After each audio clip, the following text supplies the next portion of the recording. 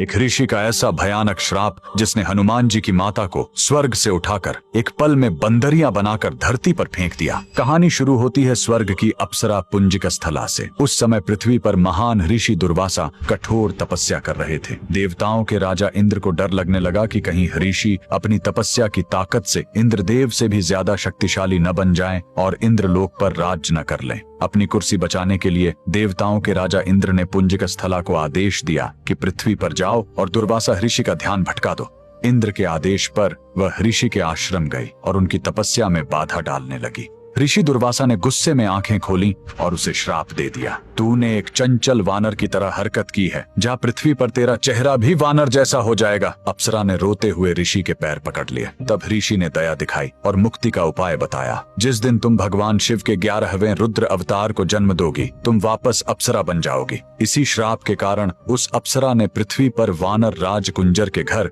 बेटी के रूप में जन्म लिया, जिनका नाम अंजना पड़ा। बरी होने पर उनका विवाह महान वानर योद्धा केसरी से हुआ, लेकिन श्राप से मुक्ति पाने के लिए उन्हें एक पुत्र की आवश्यकता थी। इसलिए माता अंजना ने हम्पी के इसी अंजनाद्रि पर्वत पर भगवान शिव की घोर तपस्या की। सालों की तपस्या से शिव जी प्रसन्न हुए और वायुदेव के माध्यम से अंजना के गर्भ में दिव्य शक्ति स्थापित की। और तब इसी पहाड़ी पर जन्म हुआ बजरंग बली का। हनुमान जी के जन्म लेते ही माता अंजना का श्राप टूट गया। आज कर्नाटक के हम्पी में स्थित यह अंजनाद्रि पर्वत इस पूरी घटना के गवाह है। 575 सीढ़ियां चढ़कर आज भी भक्त उस पवित्र जन्म स्थान के दर्शन करने आते हैं। पवन पुत्र हनुमान के लिए कमेंट्स में जय बजरंग बली जरूर लिखें।